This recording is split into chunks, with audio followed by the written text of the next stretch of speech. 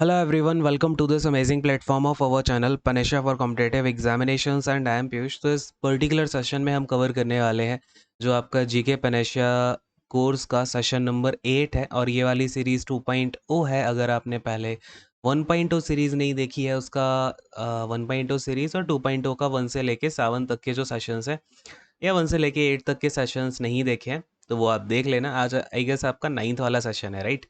अच्छा देखो, आज मैं स्पेशली छुट्टी लेके बैठा हुआ था क्योंकि मैच देखना था, राइट, इंडिया का सेमीफाइनल। बट फिर मैंने सोचा यार कि आपका ये सेशन करा देते हैं, ये ज़्यादा बेनिफिशियल होगा। देख रहे हो कितना सोचता हूँ आपके लिए। तो बस शुरू करते हैं आज का सेशन। एंड कौन सा कलर ले लूँ समझ नहीं आ रहा, ब्लैक ही ले लेता हूँ, ठीक है। वैन वॉज द पहले क्वेश्चन पे आते हैं। बाकी कहानी कर देना, लाइक शेयर फलाना ढिमाका जो भी होता है वो कर लेना, या फिर और कोई वीडियो देख लेना, उसमें इंट्रोडक्शन बढ़िया है। फिलहाल देखते हैं when was the micro finance institution network. अब देखो यार, ये चीज़ मैंने आपको पिछले वाले क्लास में बताई थी ना, माइक्रो फाइनेंस के बारे में। अब बच्चे क्या होते हैं ना, कहते हैं कि सर पता नहीं क्वेश्चन कहाँ से आ रहे हैं। माइक्रो फाइनेंस के ऊपर एक क्वेश्चन फिर से टपकेगा। ये क्या है, अभी आपका जो एग्ज़ाम हुआ ना दिसंबर में, सॉरी मैं बोल रहा हूँ दिसंबर, ये जो आपका अक्टूबर में एग्ज़ाम हुआ ना, उसकी आंसर की है। अब देखो, माइक्रो फाइनेंस के 2 क्वेश्चन इन्होंने दनादन दे दिए। और मैंने आपको पिछली वाली क्लास में याद होगा क्या बताया था, आरबीआई एक आपका यहाँ पे क्या किया गया था, एक यहाँ पे आपका रूल बनाया गया था कि जो माइक्रो फाइनेंस इंस्टीट्यूशन है उनको यहाँ पे कौन देखेगा। तो कौन सा बना था वो, एनवीएफसी एमएफआई के लिए आरबीआई जो है उसको पूरा देखेगा। कौन से ईयर में ये वाला रूल आया था, 2011 में आया था। अब इन्होंने क्वेश्चन देखो क्या दिया कि जो माइक्रो फाइनेंस इंस्टीट्यूशन नेटवर्क है ना, इसको आरबीआई ने सेल्फ रेगुलेटरी ऑर्गेनाइजेशन कब मान लिया। 2011 में क्या था कि सिर्फ जो आपका आरबीआई है वही पूरा का पूरा करता धरता बन के बैठा हुआ था। लेकिन फिर क्या हुआ, 2014 में यहाँ पे एक ऑर्गेनाइजेशन था जिसका नाम था एमएफआईएन, वो सेटअप किया गया और फिर वो अपने आप में एक सेल्फ रेगुलेटरी ऑर्गेनाइजेशन बन गया। ठीक है, कौन से ईयर में बना, 2014 में बना। और ये किस कमेटी की रिकमेंडेशन पे बना ये भी आपको पता होना चाहिए। कोई भी डिसीजन लिया जाता है, कोई भी आपका नीति आयोग डिसीजन लेता है, कोई गवर्नमेंट पॉलिसी लेके आ रही है, या फिर आरबीआई ने कोई डिसीजन लिया, तो हमेशा उसके पीछे कोई ना कोई कमेटी की रिकमेंडेशन होती है और उसके चेयरमैन का नाम आपको हमेशा याद होना चाहिए, ठीक है। तो भैया इस कमेटी के चेयरमैन थे Y H Malegaon, Y H Malegam, ठीक है। याद रखिएगा कौन सी कमेटी, वाई एच मालेगम कमेटी की रिकमेंडेशन पे 2014 में आरबीआई ने कहा ठीक है भैया, ये जो एमएफआईएन है ये सेल्फ रेगुलेटरी ऑर्गेनाइजेशन है, कि भाई जो भी एनवीएफसी एमएफआई होंगे उनको खुद से ये अपना रेगुलेट करती रहेगी। लेकिन अल्टीमेटली इन सब के ऊपर कौन बैठा हुआ है भाई, आरबीआई बैठा हुआ है। कहानी खत्म, समझ में आ गया। अगले वाले क्वेश्चन पे आते हैं। अब ये 2011 वाला जो क्वेश्चन है ना, मोस्ट एक्सपेक्टेड बन जाता है, ठीक। याद रखिएगा कब जो है आरबीआई ने इसको रेगुलेट, यानी कि सबसे पहले जो रूल आया था एनबीएफसी एमएफआई के लिए, वो कौन सा था, 2011 वाला, ठीक। चलिए, अच्छा देखो, टीसीएस जो है ना, और जो बेसिकली आपका ये एसएससी के एग्जाम्स हो रहे हैं, इनमें आपका ट्रेडिशनल जीके नहीं पूछी जा रही है। मैं स्टार्ट से ही बोल रहा हूँ, सेशन 1.0 जो था वो, उससे इतने क्वेश्चन क्यों फंसे आपके एनटीपीसी में, या फिर जो सीजीएल एग्जाम हुआ था 21 वाला, इसलिए फंसे क्योंकि मैंने जो रीसेंट टीसीएस एग्जाम्स थे ना, उनके आसपास पेरीफेरी में जितने भी क्वेश्चन बन सकते थे मैं आपको वो कराता हूँ। ट्रेडिशनल जीके अपनी जगह है, उससे आजकल टीसीएस एसएससी में तो क्वेश्चन नहीं दे रहा है। बट हाँ, जो कि आपके ऐसे एग्जाम्स हैं जिन्होंने सिलेबस में ही लिख दिया कि भैया एनसीईआरटी से ही आएगा हमारा, हम एनसीईआरटी को ही फॉलो कर रहे हैं इतनी क्लास तक की, तो उनमें जो है वो एनसीईआरटी से उठाते हैं। नहीं तो जो क्वेश्चन है ना वो लीक से हट के पूछे जा रहे हैं, उसको आपको इस सीरीज़ को फॉलो करना पड़ेगा, ठीक है। चलो अगले वाले क्वेश्चन पे आते हैं यार। ये बहुत कचरा हो गया, एक बार ना इसको मैं हटा देता हूँ। तो भाई अब यहाँ पे हम वापस आ चुके हैं यार। ये बड़ा दिक्कत देने वाला काम होता है जो ऑनलाइन रफ करना पड़ता है ना, ऑफलाइन ठीक रहता है ऐसा रफ करने वाला कार्यक्रम। फिलहाल, when for the first time in independent India did the government announce 3 annual plans called plan holidays। अरे वाह, ये बहुत ही प्यारा क्वेश्चन है यार। ये क्वेश्चन जो है आया करता था पहले, स्टेट पीसीएस वगैरह में आता था। अब ये एसएससी वाले, मैंने एक चीज़ देखी है कि ये लोग जो स्टैटिक जीके से क्वेश्चंस उठा भी रहे हैं ना, पीसीएस या यूपीएससी प्रीलिम्स में जो क्वेश्चन आते हैं ना जी, इसमें वैसे क्वेश्चंस दे रहे हैं। बढ़िया क्वेश्चन है ये। इसको समझने के लिए हमें जाना पड़ेगा back to the third 5 year plan. Third 5 year plan, third five, अरे यार एक काम करता हूँ मैं ना, आपको सारे 5 ईयर प्लान एक बार बेसिक बता दूंगा, पहले थर्ड को देख लो। देखो, थर्ड 5 ईयर प्लान आपका अनाउंस हुआ 1961 में, अब ये 1961 में अनाउंस हुआ, 1966 में ख़त्म हुआ। लेकिन क्या हुआ, ये थर्ड 5 ईयर प्लान बहुत बुरे तरीके से फ्लॉप हो जाता है, बहुत बुरे तरीके से फेल हो जाता है, क्योंकि कई रीज़न्स थे इसका। ऐसा नहीं है कि बस गवर्नमेंट ने गलत स्ट्रेटजीज़ ली तो फेल हो गया। कई रीज़न्स होते हैं। देखो क्या हुआ, यहाँ पे हमारे यहाँ पे सूखा आ चुका था, एग्रीकल्चर कुछ था नहीं। अब क्योंकि देखो नया-नया भारत हमारा आज़ाद हुआ था, 2 5 ईयर प्लान में तो हमने जैसे-तैसे करके एग्रीकल्चर पे ही फ़ोकस किया था। धीमे-धीमे थर्ड 5 ईयर प्लान में हो रही थी बात कि चलो इंडस्ट्रीज़ को सेटअप करेंगे, ये वो करेंगे। लेकिन फिर यहाँ पे आपका सूखा आ जाता है, और आपको पता होगा कि इसके बाद आपका जो इंडो पाक वॉर हुआ था। चलो इंडो पाक वॉर का मुझे ईयर बताओ, इंडो पाक वॉर कब हुआ था? ठीक है? अब तो क्या हुआ, तो इधर से देखो यार क्या हुआ कि पूरा सिनेरियो मुझे बताना ही पड़ेगा। इधर देखो पहले आपका साइनो चाइना वॉर हुआ था। साइनो चाइना वॉर, ये जो दुष्ट आत्मा चीन है, इसने भी हमारे साथ वॉर किया। थर्ड 5 ईयर प्लान देखो स्टार्ट कब हुआ, 1961 में, और ये दुष्ट आत्मा के साथ हमारा वॉर हुआ 1962 में। ठीक है, पहला वॉर हम झेल गए, साइनो चाइना वॉर 1962 का हुआ। इधर से वो ये जो पाकिस्तान है, इसका इसके साथ भी हमारा सेकंड कश्मीर वॉर हुआ था 1965 में। ठीक है, ये 1962 में तो ये चाइना ने पीछे से धोखा दिया था, और ये इंडो पाक वॉर में तो हमने खैर पाकिस्तान को खूब बजाया। और ये 1965 में लेकिन जैसे तैसे यूएनएससी का रिजोल्यूशन आता है, फिर ये कार्यक्रम यहाँ पे संपन्न हुआ। लेकिन जब भी युद्ध होता है ना, चाहे वो जीतने वाली पार्टी हो चाहे हारने वाली पार्टी हो, जो लॉस होता है ना, दोनों को इक्वल रूप से होता है। आज के टाइम पे देखो रशिया और यूक्रेन का वॉर चल रहा है ना, तो लॉस दोनों का ही हो रहा है कि नहीं हो रहा है ना? तो लॉस दोनों पार्टी का होता है। तो भाई हमारा भी काफ़ी लॉस हुआ। हमने जैसे-तैसे करके जो 2 अपने 5 ईयर प्लान में, यानी कि पिछले 10 साल में जो भी हमने प्रोग्रेस करी थी 10-12 साल में, वो भी जैसी की तैसी आने लगी। वापस सिचुएशन ऐसी आ गई कि रुपए की जो वैल्यूएशन थी, वो भी घटने लग गई। हमने आईएमएफ से काफ़ी सारा पैसा उधार ले लिया। तो अब आप समझ सकते हो कि सिचुएशन जो है बहुत ज़्यादा ख़राब थी। अच्छा, एक क्वेश्चन और पूछा जाता है थर्ड 5 ईयर प्लान से कि थर्ड 5 ईयर प्लान की किस योजना पे डिपेंड, यानी कि इस प्लान को किस और दूसरे नाम से भी जाना जाता है। तो थर्ड 5 ईयर प्लान को आप गडगिल योजना के नाम से भी जानते हो। ये क्वेश्चन भी हो सकता है कि आपका रिपीट हो जाए। फिलहाल ये जब ये सारा कार्यक्रम हो गया, तो हमने देखा कि यार अगर हम फिर से जो 5-5 ईयर का प्लान होता है ना, उसमें तो हम लॉन्ग टर्म ऑब्जेक्टिव्स को अचीव करते हैं। लेकिन अगर हमें अब इतनी ख़राब सिचुएशन हो चुकी है, एग्रीकल्चर ही डूब गया अपना, सूखा-वूखा आ गया है, तो हमारा पहला फ़ोकस कहाँ पे होगा कि हम जो हमारी कृषि है, मेन जो हमारे भारत का, अभी भी अगर हम देखें, भारत एक कृषि प्रधान देश है। तो हमारा कोशिश ये थी कि फोर्थ 5 ईयर प्लान को ना ला कर के हम 3 जो है अपने 1-1 साल के प्लान हॉलिडे करके लाते हैं। इनको ना एनुअल प्लान्स को प्लान हॉलिडे बोला गया, क्योंकि हम यहाँ पे थर्ड के बाद फोर्थ 5 ईयर प्लान लेके नहीं आए। हमने क्या किया, 1-1 साल के 3 जो है अपने प्लान हॉलिडे हम लेके आए, ठीक है? क्योंकि ये 1965 में अभी-अभी हुआ वॉर था, 1 साल बाद आपका फोर्थ 5 ईयर प्लान लाना यहाँ पे बेवकूफ़ी साबित हो सकती थी। तो ये चीज़ है। थर्ड 5 ईयर प्लान इस वजह से क्या हुआ, पूरे तरीके से फेल हो गया। इन्होंने जो ग्रोथ ऑब्जेक्टिव अपना डाला हुआ था कि हम इतना परसेंट ग्रोथ अचीव करेंगे, वो भी नहीं हो पाई। शायद 5.5% के लमसम ग्रोथ रेट इन्होंने अज़्यूम करी थी कि हम इस ग्रोथ रेट को अचीव करेंगे, वो अचीव अचीव कुछ नहीं हो पाई। तो अब अगर मैं आपसे ऐसा क्वेश्चन कभी पूछ लूँ कि जो प्लान हॉलिडेज़ थे, इनका मेन ऑब्जेक्टिव क्या था? तो अब आप खुद से भी आंसर कर पाओगे ना? कि भई इसका जो मेन ऑब्जेक्टिव है वो एग्रीकल्चर और इसके जो अलाइड सेक्टर हैं वही रहे होंगे, क्योंकि मेन मुद्दा क्या था यहाँ पे, एग्रीकल्चर को थोड़ा-सा स्टेबल पोज़ीशन में लाना। फिर आता है आपका फोर्थ 5 ईयर प्लान। तो फोर्थ 5 ईयर प्लान की आपको टाइमिंग हमेशा याद रखनी है। वो थी 1969 से लेकर के 1974, ठीक है? क्योंकि यहाँ पे क्या हुआ, बीच में 3 साल का गैप आ गया ये प्लान हॉलिडे की वजह से। इसलिए फोर्थ 5 ईयर प्लान आपका टेक ऑफ करता है 69 से, ठीक? अब अगर मैं आपसे कभी क्वेश्चन पूछ लेता हूँ कि who is the father of, अरे यार कहाँ चला गया, who is the father of Indian planning, ठीक है? ये जो इंडियन प्लानिंग, आपको पता है कि प्लानिंग कमीशन सेटअप हुआ तब जाके अलग अलग प्लान्स आ रहे थे। तो इंडियन प्लानिंग के फादर किसको बोला जाता है? क्या स्पेलिंग लिख रहा हूँ, इंडियन प्लानिंग, ठीक है? तो इसके फादर बोला जाता है सर एम विश्वेश्वरैया को, ठीक है? क्या है, सर एम विश्वेश्वरैया। अब इनके नाम से आप मुझे सबसे पहले तो ये बताओ कि हम अपना इंजीनियर्स डे कब मनाते हैं, ठीक है? और वो किन की याद में मनाया जाता है, ये आप कमेंट करेंगे, ठीक?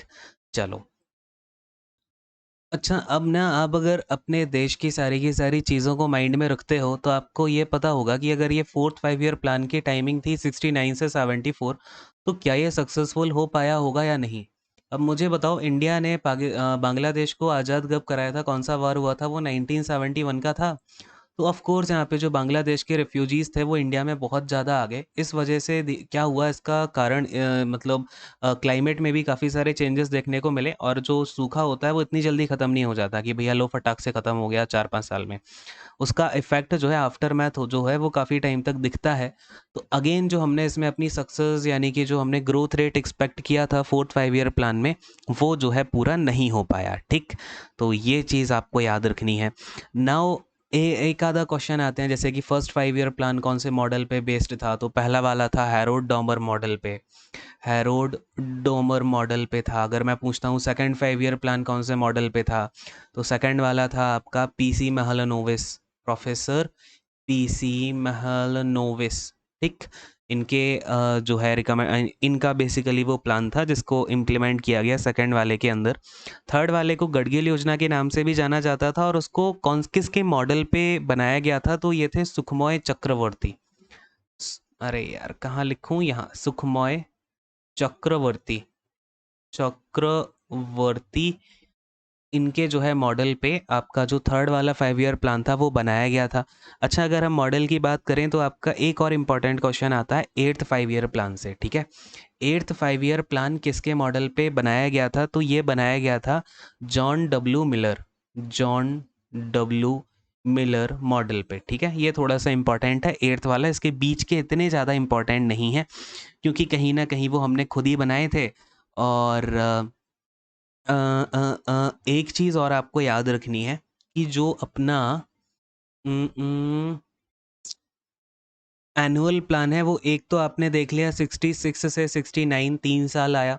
इसके बाद में एक बार हमने और एनुअल प्लान्स लेके आए थे एट्थ, जैसे 7th और 8th प्लान के बीच में ना 2 साल का गैप पड़ा था, जिसमें हम 2 एनुअल प्लान लेके आए।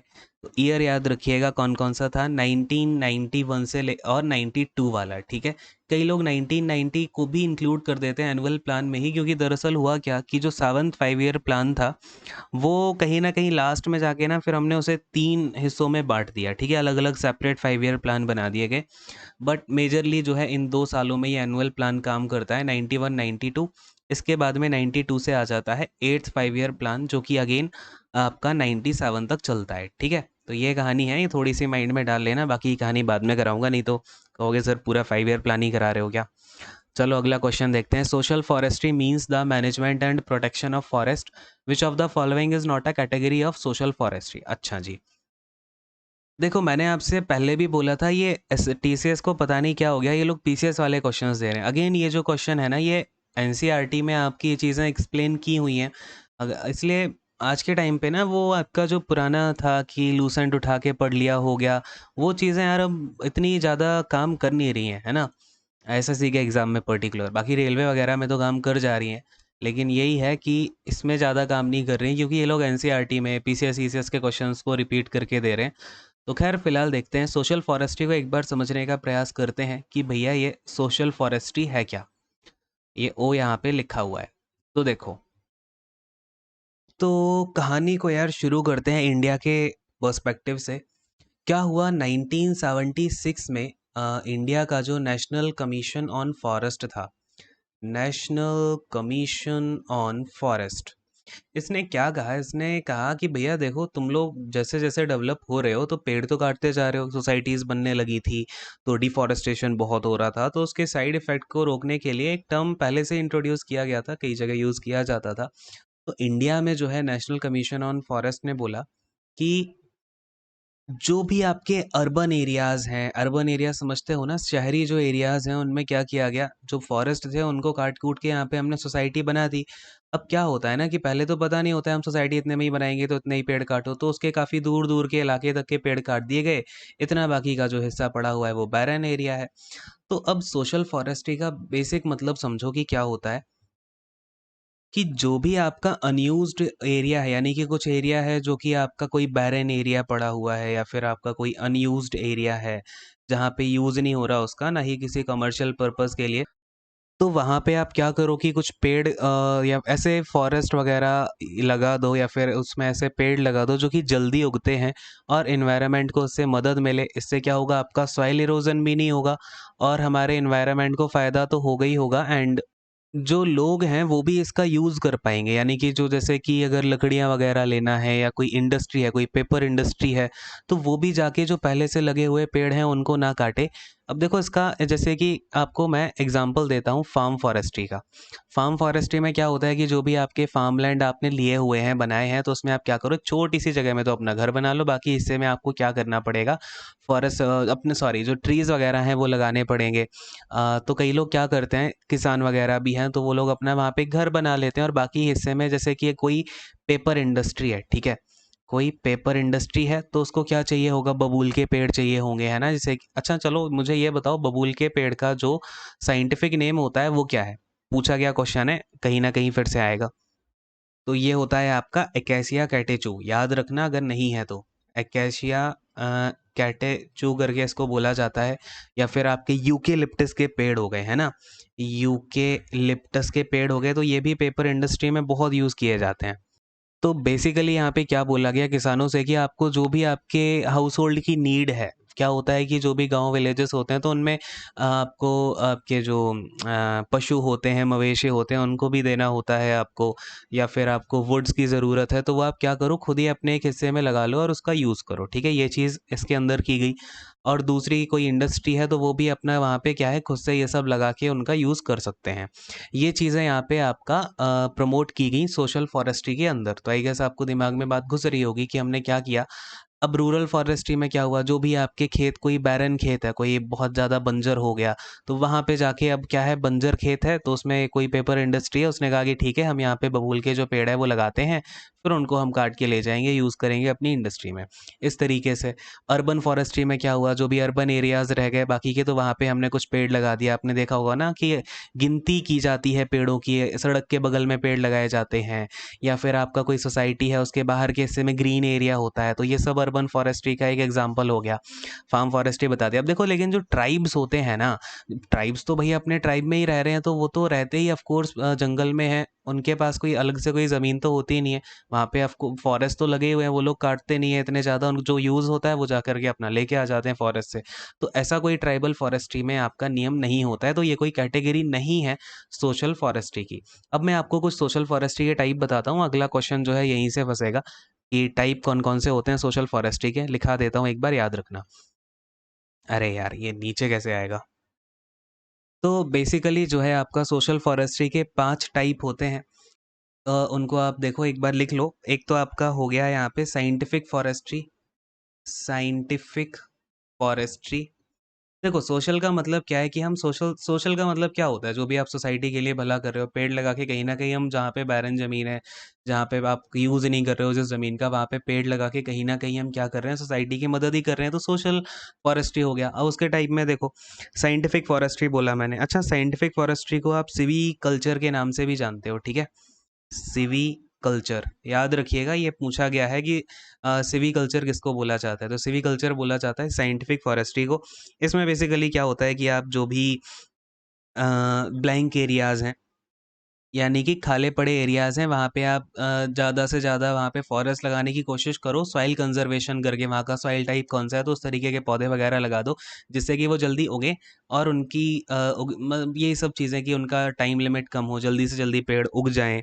और रॉ मटेरियल जो है आप उसमें या जैसे कि जैसे कि इसका एक एग्ज़ाम्पल देता हूँ, कहीं के कोई पर्टिकुलर लोकेलिटी के लोग हैं, उनको जिस रॉ मटेरियल की ज़रूरत है, उस टाइप के पौधे लगाओ, उस मिट्टी के टाइप को देख करके, सॉइल कंज़र्व करके, कि वहीं का रॉ मटेरियल वहाँ भी वहीं के वहीं मिल जाए, है ना? तो इससे फ़ायदा क्या होगा, टू वे प्रॉफ़िट हो जाएगा। बात की गहराई को आई होप समझ पाए होंगे। दूसरा तो आपका एक फार्म फॉरेस्ट्री करके ही हो जाता है। तीसरा आपका आ गया इसमें कम्युनिटी फॉरेस्ट्री, कम्युनिटी फॉरेस्ट्री। चौथा होता है आपका एग्रो फॉरेस्ट्री, एग्रो फॉरेस्ट्री। और पाँचवा होता है आपका एक्सटेंशन फॉरेस्ट्री। इन 5 नाम को आपको बहुत अच्छे से याद रखना है। एक बार समझा दूँ क्या ये तीनों भी? तो देखो कम्युनिटी का कम्युनिटी फॉरेस्ट्री का मतलब होता है कि उस पर्टिकुलर जिस लोकेशन पे ये सब होने जा रहा है ना, वहाँ के जो लोकल लोग हैं वही प्लान करें, वही वहाँ पे उस क्रॉप को लगाएं और वही उसका यूज़ कर पाएँ फॉरेस्ट क्रॉप का, जो भी लोग लगाने वाले हैं, और उनको वहाँ पे रिवार्ड किया जाता है गवर्नमेंट के द्वारा कुछ ना कुछ। ठीक है, तो ये हो गया कम्युनिटी। अगर मैं आपसे एग्रो की बात करूँ तो यहाँ पे क्या होता है, ये basically agriculture agriculture plus forest growing, इसका कॉम्बिनेशन होता है। ठीक है, तो इसको बोल देते हैं एग्रो फॉरेस्टिंग। और एक्सटेंशन फॉरेस्ट्री की बात करें तो ये क्या होता है कि जैसे कोई इसमें क्या करते हैं, जो फॉरेस्ट का एक बाउंड्री होती है ना, फॉरेस्ट की, जैसे कि मैंने कहा इतने हिस्से में ये फॉरेस्ट है, तो धीमे धीमे इस फॉरेस्ट की जो बाउंड्री है उसको इंक्रीज कर पाओ आपने। ग्राम पंचायत जो है या फिर जो विलेज के कॉमन लैंड है, वहाँ पे कोई वेस्ट लैंड पड़ा हुआ है गवर्नमेंट का, वहाँ पे आपने पंचायत से बातचीत करके कि आपका जो है खराब एरिया पड़ा हुआ है इस फॉरेस्ट के बगल में, इतने एरिया में क्या हम इस फॉरेस्ट की बाउंड्री को बढ़ा सकते हैं, तो उस फॉरेस्ट्री को करके आपने इतने हिस्से में भी हरियाली लेके आ गए। तो ये क्या हो गया, एक्सटेंशन फॉरेस्ट्री का एक एग्जांपल है कि आपने क्या किया, फॉरेस्ट की जो बाउंड्री लाइन थी ना, उनका एक्सटेंशन करा दिया। कोई ये तो नहीं बोल रहा है मेरी राइटिंग गंदी है, किसी ने बोला तो उल्टा लटकाऊंगा वहीं पे आके। ठीक है, तो ये आई गेस आपको क्लियर हो गया फॉरेस्ट्री से, अब इससे बाहर कोई क्वेश्चन नहीं जाएगा। हाँ, कितना हुआ, 168। चलो ठीक है, देखो अब अगले वाले क्वेश्चन पे आते हैं। Where was the supreme court established under the chart of 1774? तो भैया चार्टर 1774 में कौन सा सुप्रीम कोर्ट इस्टेब्लिश हुआ? तो कोई बात नहीं, एक बार देख लेते हैं सारे के सारे। अरे सुप्रीम कोर्ट की बात की गई है 1774, अच्छा। हाँ, तो ये देखो आपका जो सबसे पहले इंडिया में सुप्रीम कोर्ट बनाया गया था ना, फोर्ट विलियम्स के द्वारा, यानी कि जो आपका इंग्लैंड का बेसिकली जो पार्लियामेंट हुआ करता था, उसने यहाँ पे इंडिया में पहला सुप्रीम कोर्ट कहाँ पे स्टैब्लिश किया, तो ये किया गया था आपका कलकत्ता में। ठीक, कलकत्ता में किया गया था। और कौन सी डेट को किया गया था, ये डेट भी एक्चुअली आती है, याद ही रख लो। 22 अक्टूबर 1774 को जो है ये स्टैब्लिश हुआ था। कौन से रेगुलेटिंग एक्ट में था, देखो चार्टर है ये 1774 का, इस्टेब्लिश हुआ 22 अक्टूबर 1774 को। और रेगुलेटिंग एक्ट कौन सा था, रेगुलेटिंग एक्ट ऑफ 1773 के तहत। ठीक है, ये चीज़ थोड़ी सी आप माइंड में रखिएगा। अब देखो इसमें सबसे पहले चीफ जस्टिस ऑफ इंडिया कौन थे, अगर आपसे कभी क्वेश्चन पूछ लिया जाए कि जो पहला सुप्रीम कोर्ट बना तो उसके पहले सीजेआई का नाम क्या था, बहुत एक्सपेक्टेड क्वेश्चन है अगर इन्होंने ऐसा क्वेश्चन पूछ रखा है अभी, तो इनका नाम था Elijah Impey. Elijah Impey, again of course ये जो है ब्रिटिशर ही थे, क्योंकि उस टाइम पे जो है भारत के ऊपर ब्रिटिश रूल चल रहा था। तो ये चीज़ है, बस थोड़ी सी बातें इसके बारे में याद रखना। अब ये बात तो हो गई सुप्रीम कोर्ट ऑफ कलकत्ता की, बात को समझना, ये ब्रिटिश रूल के अंदर था। लेकिन अगर आपसे कभी ये पूछा जाए कि supreme court of India, supreme court of India, ये देखो आप ध्यान से देखोगे तो इन्होंने यहाँ पे कहीं भी सुप्रीम कोर्ट ऑफ इंडिया का जिक्र नहीं किया, क्योंकि ये सुप्रीम कोर्ट ऑफ कलकत्ता था। ठीक है, उस टाइम पे, क्योंकि बेसिकली जो है कलकत्ता में काफ़ी चीज़ें उस टाइम पे पीक पे थी। अब सुप्रीम कोर्ट ऑफ इंडिया जो हमारा दिल्ली में है, ये स्टैब्लिश कब हुआ, तो ये हुआ है 1937 में। ठीक, ये आपको बहुत अच्छे से याद रखना है।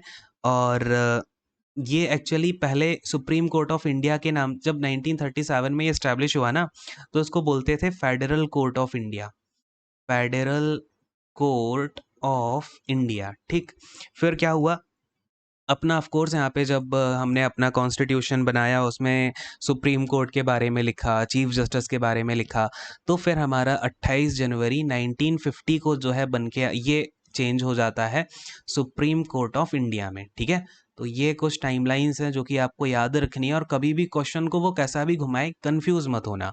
सुप्रीम कोर्ट ऑफ कलकत्ता कब हुआ स्टैब्लिश, तो भैया आपका ये हुआ अक्टूबर में। ठीक है, अक्टूबर 1774 में।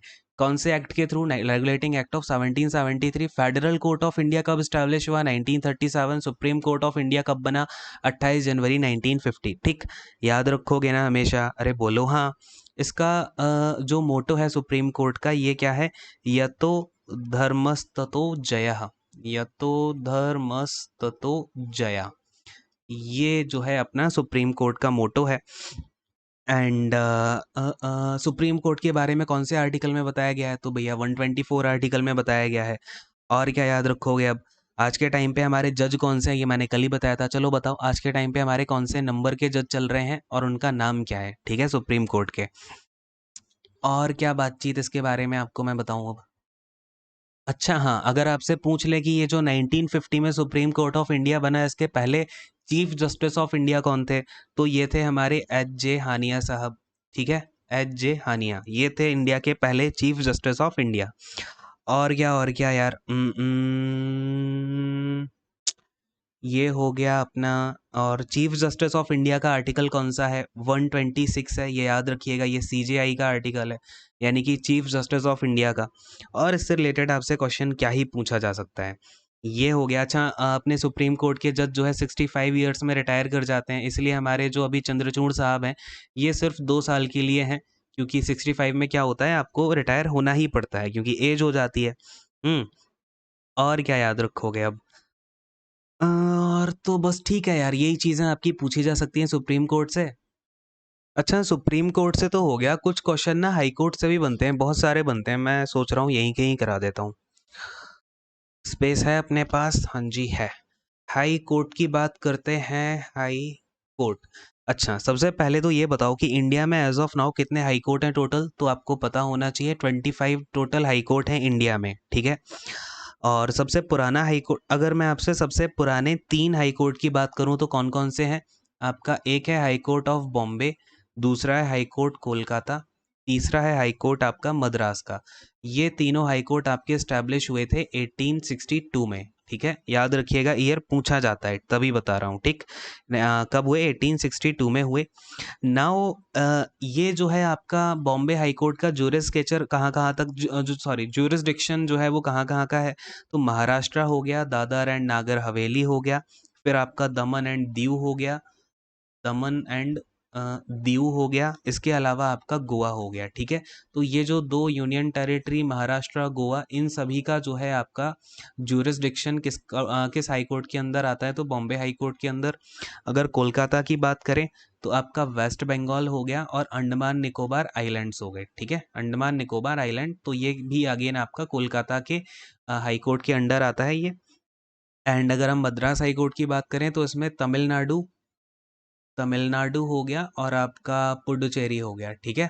इन दोनों का ज्यूरिसडिक्शन, मद्रास हाई कोर्ट के ज्यूरिसडिक्शन के अंदर आते हैं ये दोनों के दोनों। और फिर अगर हम बात करें ऐसे ही थोड़ा सा, अगर आप और आगे आओगे तो फिर 1866 में बना आपका इलाहाबाद हाई कोर्ट, ठीक है? Allahabad high court. Allahabad high court का ज्यूरिसडिक्शन उत्तर प्रदेश का ही है, यूपी का, ठीक है? एंड ऐसे ही आपका फिर 18 नहीं है ईयर यार, ठीक है? कर्नाटक हाई कोर्ट बना। कर्नाटक हाई कोर्ट का अगेन जो ज्यूरिसडिक्शन है वो कर्नाटक में ही है। एक्चुअली में यार क्वेश्चन ना यहीं से पूछे जाते हैं ईयर वाले, एक तो सबसे नए वाले, एक सबसे पुराने वाले। 1862 में ये तीनों हुए, 1866 में इलाहाबाद हाई कोर्ट हुआ, और आई गेस 1884 के अराउंड हुआ था कर्नाटक हाई कोर्ट। ईयर याद रखना इसका इंपॉर्टेंट नहीं है, ठीक है? फिर इधर बनता है आपका पटना हाई कोर्ट। ये 1900 कुछ में बना था। पटना हाई कोर्ट का ज्यूरिसडिक्शन अगेन बिहार का ही है। तो ये जो सिंगल सिंगल वाले हैं ना, इतने पूछे नहीं जाते, लेकिन जो डबल डबल ज्यूरिसडिक्शन है ना जहाँ पे, वो इम्पोर्टेंट है। जैसे कि आपका गुवाहाटी की बात करें तो जो हाई कोर्ट गुवाहाटी का है ये कवर करता है आपका असम को, नागालैंड हो गया आपका, ठीक है? असम हो गया, नागालैंड हो गया, अरुणाचल प्रदेश हो गया, ये एपी अरुणाचल प्रदेश वाला है, आंध्रा वाला नहीं है, ठीक है? फिर इसके अलावा अपना मिजोरम हो गया, ठीक है? इन 4 जो आपके स्टेट हैं, इनका ज्यूरिसडिक्शन गुवाहाटी हाई कोर्ट के अंडर आता है, तो ये इम्पोर्टेंट है। फिर उड़ीसा हाई कोर्ट का उड़ीसा के अंदर आता है, राजस्थान का राजस्थान के अंदर आता है। अब मैं बोलता जा रहा हूँ, लिख लेना खुद से, ठीक है? पॉज कर करके, क्योंकि इतनी सारी कहानी बार बार तो नहीं लिखूंगा। मध्य प्रदेश का हाई कोर्ट है वो मध्य प्रदेश में है। केरल का जरूर अगर आप देखोगे तो केरल का जो है आपका, केरल का देखता है, प्लस आपका जो लक्षद्वीप है, लक्षद्वीप, तो इन दोनों का जो ज्यूरिसडिक्शन है वो केरला हाई कोर्ट के अंदर आता है। दिल्ली का दिल्ली को देखता है, हिमाचल प्रदेश का हिमाचल प्रदेश को देखता है। अच्छा, अब याद रखिएगा जो सिक्किम हाई कोर्ट है ना वो अलग है। सिक्किम हाई कोर्ट सिक्किम का ही देखता है अकेला, जबकि गुवाहाटी वाला इन चारों को देखता है। ये बहुत पूछा जाता है, याद रखिएगा बहुत अच्छे से, ठीक? तो पंजाब हरियाणा का, तो पंजाब हरियाणा देखो, एक है आपका Punjab and Haryana high court. तो ये क्या है बेसिकली, आपका पंजाब हो गया, हरियाणा हो गया, चंडीगढ़ हो गया, इन तीनों का ज्यूरिसडिक्शन इसके अंदर आता है, ठीक? अब अपना मैंने आपको असम, नागालैंड, आंध्र, अरुणाचल प्रदेश, मिजोरम हो गया, सिक्किम हो गया, एक अपना त्रिपुरा और मणिपुर का अलग है, ठीक है? त्रिपुरा का भी अलग है, मणिपुर का भी अलग है हाई कोर्ट, और मेघालय का भी अलग है, ठीक है? मेघालय, ये नॉर्थ ईस्ट स्टेट्स हैं, याद रखिएगा अच्छे से। त्रिपुरा, मणिपुर, मेघालय और सिक्किम इनका अलग है, लेकिन गुवाहाटी वाला 4 को कवर करता है, असम, नागालैंड, अरुणाचल प्रदेश और मिज़ोरम। याद रखोगे ना? अरे बोलो हाँ, ठीक। और अगर मैं आपसे सबसे नए की बात करूँ ना, सबसे नए हाई कोर्ट कहाँ-कहाँ पे बने हैं, तो 2019 में बने 3 high court. Telangana Telangana high court हो गया, दूसरा अपना यहाँ पे आंध्र प्रदेश का हाई कोर्ट हो गया, आंध्र प्रदेश हाई कोर्ट, और फिर अपना ये जो क्या बोलते हैं, अरे ये जम्मू कश्मीर, ठीक है? जम्मू कश्मीर और लद्दाख का। अब बेसिकली क्या हुआ कि जो जम्मू कश्मीर हाई कोर्ट था, जम्मू कश्मीर अब कहाँ लिखूँ यार? जम्मू कश्मीर हाई कोर्ट जो था वो 1928 में ही बन गया था। लेकिन क्या हुआ, अब आपको पता होगा कि 2 हमारा यहाँ पे हमने यूनियन टेरिटरी बना दिए जम्मू कश्मीर को काट के, जम्मू कश्मीर और लद्दाख। तो बेसिकली अब क्या है, 2 अब आपका ये हाई कोर्ट का नाम बदल के जम्मू एंड कश्मीर एंड लद्दाख हो गया है। और ये 2 रीजन को ऑफ कोर्स यहाँ पे इसके ज्यूरिसडिक्शन में आएँगे, जम्मू एंड कश्मीर और दूसरा आपका लद्दाख। अरे बात समझ में आ गई ना इतनी सी, हाँ? और ऐसे ही आपका ये भी कॉमन सेंस है कि तेलंगाना, आंध्र प्रदेश दोनों अलग हो गए थे, तो उसके बाद हमें ये 2 अपने अलग-अलग हाई कोर्ट बनाने पड़ गए। तो ये चीज़ें हैं, ठीक है? एंड हाई कोर्ट के बारे में कहानी इतनी सी ही है, इतना याद रख लेना, इससे ज़्यादा नहीं आएगा। रिसेंट वाले करंट अफेयर के जो हाई कोर्ट हैं, वो मैंने आपको करा ही दिए थे कल वाले सेशन में। तो देखो चीज़ें यार ऐसे ही रिलेट होती हैं। अगले वाले सेशन में हम और चीज़ों को देखेंगे। फिलहाल इस सेशन को यहीं पे एंड करता हूँ। आई होप आपने कुछ नई चीज़ें सीखी होंगी। अगर नहीं सीखी हैं तो क्यों नहीं सीखी यार, सीखा करो, ठीक है? एंड करता हूँ इस सेशन को। Thank you so much, god bless you all, take care and bye bye. मेहनत करते रहो, आगे बढ़ते रहो, ठीक है? चलिए।